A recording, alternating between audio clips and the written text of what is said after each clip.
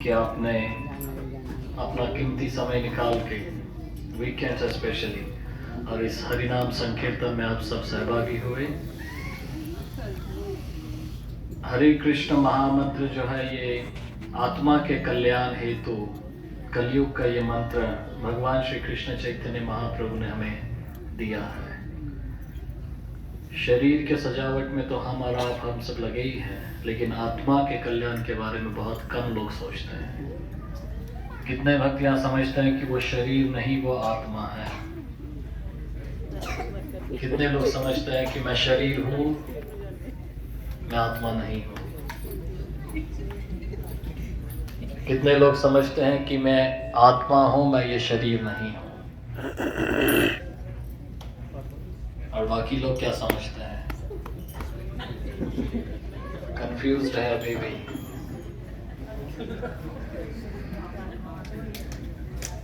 मैं ये शरीर नहीं, मैं ये आत्मा हूँ।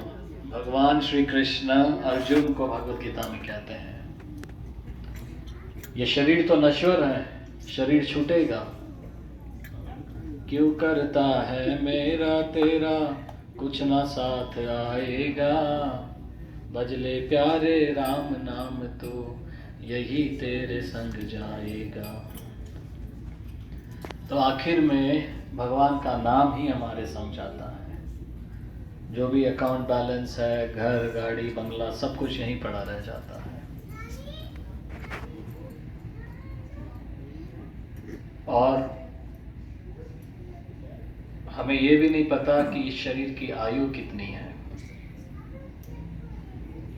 मृत्यु के निकट हर कोई है, लेकिन फिर भी हम आत्मा का नहीं सोचते हुए शरीर सुख के पीछे लगे हैं। हम मनुष्यों का इस धराधाम में, इस भौतिक जगत में एक ही कार्य है कि भगवान की सेवा करना और भगवान का नाम जप करना। इसी से इस शरीर का उद्धार हो।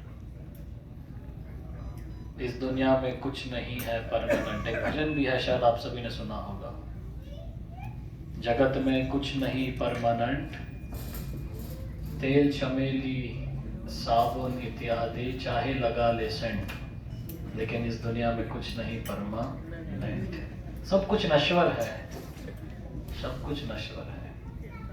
तो आत्मा के कल्याण हेतु हमें सभी ने हरे कृष्ण महामंत्र का जप करना चाहिए।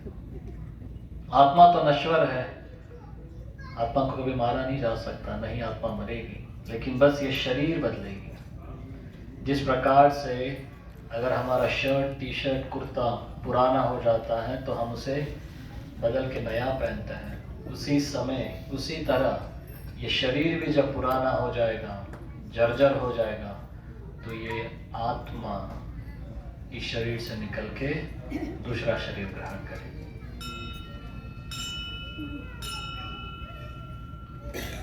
सब कुछ नश्वर है, बार बार मैं दोहरा रहा हूँ। सब कुछ छूटेगा, केवल राम नाम संग आएगा।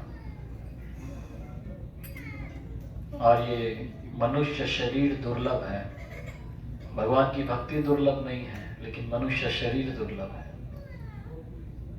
तो इसी जन्म में हमें भगवान की प्राप्ति की इच्छा होनी चाहिए। पुनरपि मननम पुनरपि जननम पुनरपि मरणम जठरे शयनम, शंकराचार्य कहते हैं कि पुनः पुनः जन्म ले रहे हैं, पुनः पुनः इस भौतिक संसार में हम मर रहे हैं, पुनः जन्म हो रहा है, पुनः मर रहे हैं, लेकिन इसके ऊपर क्या है कोई नहीं जानता। जन्म भी कष्टदायक है और मृत्यु भी कष्टदायक है कि नहीं? चाहे किसी भी योनि में हो, मनुष्य योनि में हो, पशु योनि में हो, हर किसी का जन्म भी कष्टदायक है और मृत्यु भी कष्टदायक है। लेकिन जिसका जन्म है उसकी मृत्यु निश्चित है। लेकिन हम भूल जाते हैं, जन्म हुआ है तो मृत्यु आनी ही है, कोई नहीं बचा सकता। 4 चीजें भगवान भगवत गीता में कहते हैं कि 4 चीजें जो व्यक्ति समझता है वो मुझे प्रिय है। सबसे पहले कि जिसका जन्म है उसकी मृत्यु निश्चित है। जन्म, मृत्यु, जरा, व्याधि। जरा का मतलब है ये शरीर जर्जर होना, बुढ़ापे में ये शरीर जर्जर हो जाता है। और व्याधि यानी बीमारियां होना, और हर कोई शरीर में होगा ये, चाहे मनुष्य का शरीर हो, चाहे पशु का हो, कुत्ता बिल्ली कीट पतंग, हर किसी शरीर में जन्म है तो मृत्यु निश्चित है, जन्म है तो बूढ़ा शरीर होगा ही होगा, और जन्म हुआ है तो शरीर को बीमारी लगेगी ही लगेगी। विश्व का कितना भी बड़ा डॉक्टर अगर अपनी चारों ओर दवाइयाँ रख दे और कहेगा कि मुझे कोई बीमारी नहीं छू सकती, क्या यह संभव है? नहीं है। अंत समय में भी डॉक्टर क्या कहते हैं? केवल प्रार्थना करो, अब भगवान जो करेंगे वो सही करेंगे।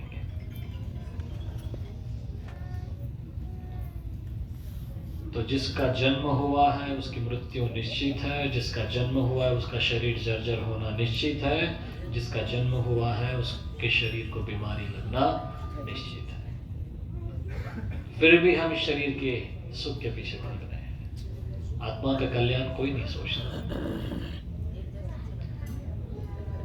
तो इस कलयुग में हम जैसे बद्ध जीवों को भगवान श्री कृष्ण चैतन्य महाप्रभु, जो राधा और कृष्णा का युगल स्वरूप बन के चैतन्य महाप्रभु प्रकट हुए, 500 वर्ष पूर्ण, ज्यादा दूर नहीं, 400 वर्ष पूर्ण तो शिवाजी महाराज थे यहाँ, और 100 साल के पहले चैतन्य महाप्रभु थे।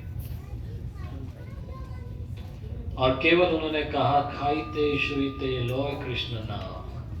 आप किसी भी अवस्था में हैं, आप खा रहे हो, सो रहे हो, गाड़ी चला रहे हो, भगवान के लिए भोग बना रहे हो, कुछ भी कर रहे हो, आप ये इनके प्रकार आप भगवान का नाम ले सकते हैं, कोई बाधा नहीं। ये नहीं सोचना कि मैं नहाया हूँ नहीं नहाया हूँ, शुद्ध अवस्था है अशुद्ध अवस्था है। भगवान का नाम सूर्य किरण की तरह होता है। जिस प्रकार सूर्य ये नहीं देखता कि ये अमेरिका है या कनाडा है या इंडिया है, लेकिन रोशनी हर जगह एक समान होती है। उसी प्रकार जैसे भारत के गांव नालियों में देखा जाता है कि गांव में नालियां होती हैं, और नालियों का कचरा एक हफ्ते में एक बार साफ होता है। जब गीला कचरा होता है तो बहुत बदबू होती है इसमें, लेकिन जब वो सूख जाता है तो वो मिट्टी बन जाता है। किस कारण ये सूख रहा है? सूर्य की किरणों से। सूर्य की किरण या सूर्य ये नहीं देखता कि ये गंदगी है, मैं यहाँ अपनी रोशनी नहीं दूंगा, या ये खेत है मैं यहीं रोशनी दूंगा। वो शुद्ध अशुद्ध दोनों अवस्था में अपनी रोशनी एक समान रखता है। उसी प्रकार भगवान का जो नाम है ये भी शुद्ध अवस्था में और अशुद्ध अवस्था में दोनों समय लिया जा सकता है। जब व्यक्ति चला जाता है तब क्या कहते हैं? राम नाम सत्य है, उसके अलावा कुछ सत्य नहीं है, सब कुछ मिथ्या है, सब कुछ झूठा है, केवल राम का नाम सत्य है। लेकिन क्यों कह रहे हैं? किसको सुनाने के लिए कह रहे हैं? उस जो व्यक्ति को ले जा रहे हैं वो तो चला गया है। जिस व्यक्ति को ले जाया जा रहा है वो तो चला गया है, वो तो सुन भी नहीं पा रहा, फिर भी सारी भीड़ राम नाम सत्य है, राम नाम सत्य है। किसके लिए कहा जा रहा है? जो लोग उसके साथ चल रहे हैं उनके लिए कहा जा रहा है कि अभी भी समझ जाओ, राम नाम सत्य है, बाकी सब झूठ है।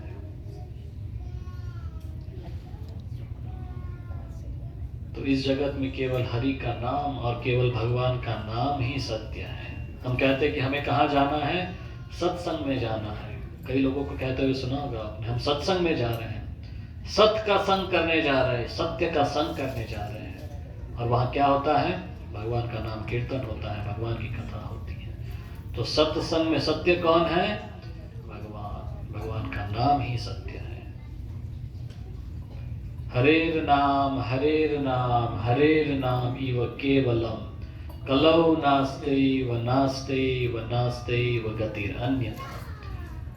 कलि उपनिषद में ये, कलि पुराण उपनिषद में ये शब्द दिया गया है।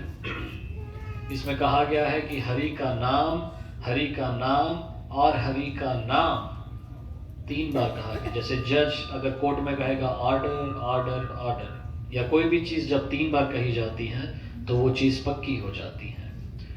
उसी प्रकार जब हम इस भौतिक संसार में रहते हैं, उपनिषदों में क्या कहा गया है? हरि का नाम, हरि का नाम, हरि का नाम ही केवलम। भगवान का नाम इज द ओनली वे, अगर इंग्लिश में कहा जाए, ओनली वे। और कोई गति नहीं है, कोई गति नहीं है, कोई गति नहीं है। इस कलयुग में मनुष्य की आयु कितनी है? शास्त्र के अनुसार 100 साल है, लेकिन क्या हम 100 साल तक पहुंच पाते हैं? नहीं पहुंच पाते। 50 गिन के चलनी है, 50 के ऊपर बोनस, अगर लग जी है तो बोनस चल रहा है। इसीलिए हिंदी में क्या कहा जाता है? 51, 52। तो 50 के बाद हमें अपने आप को 1 की ओर ले जाना है। हमें याद दिला रहा है, आप कितने साल के हुए? हम 51 वर्ष के हुए। तो 1 की तरफ जाओ, वृंदावन की तरफ जाओ और अपने आप को भगवान की सेवा में लगाओ। आयुष्य बहुत शेष है, आयु बहुत शेष है, बहुत कम समय बच गया है। 52, दोबारा 1 की तरफ जाओ। तो वैसे अगर शास्त्र में देखे जाए तो 4 प्रकार के आश्रम हैं। पहला आश्रम ब्रह्मचारी, दूसरा गृहस्थ, तीसरा वानप्रस्थ और 5वां सन्यास। तो 100 साल की जो आयु थी उसे 25 साल में डिवाइड किया गया है।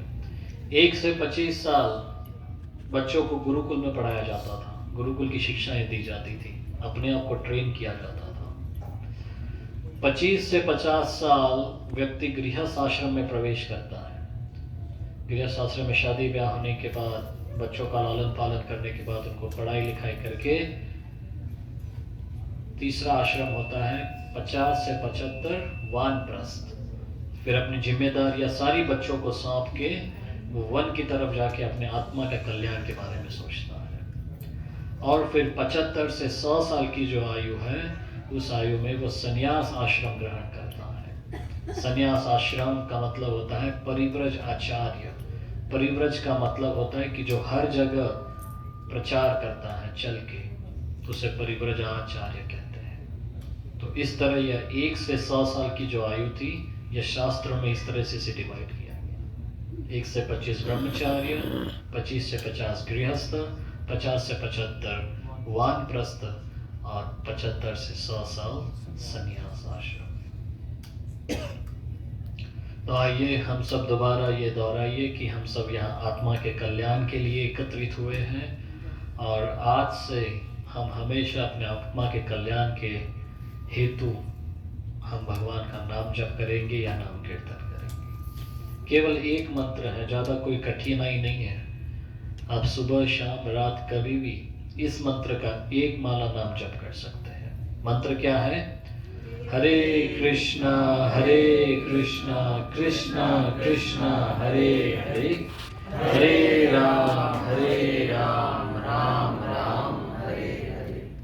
कलयुग पावन हरिनाम संकीर्तन की जय। हरे कृष्ण महामंत्र की जय। श्रील प्रभुपाद जी महाराज की जय। सब भक्त वृंद की जय। जय श्री राधे श्याम। दोबारा रिया माता जी और उनके प्रभु जी को हम अपना धन्यवाद व्यक्त करते हैं। बच्चे कहाँ गए माता जी आपके? दोनों बच्चे यहीं थे, शर्मा रहे बच्चे। शामिल होने वास्ते, and I am very thankful to Toronto Kirtan Mandali जो हमारे बीच में आए आज और हमें महामंत्र सुनने की अपॉर्चुनिटी दी। And we are very thankful to everyone कि आपने शाम को भी जाना है, लेकिन आप अपना टाइम निकाल के यहाँ पे आए और सबको अपनी उपस्थिति से फुलफिल किया। Thank you so much again. And सभी प्लीज़ लंच करके जाएं। And thank you Prabhu ji, thank you so much again.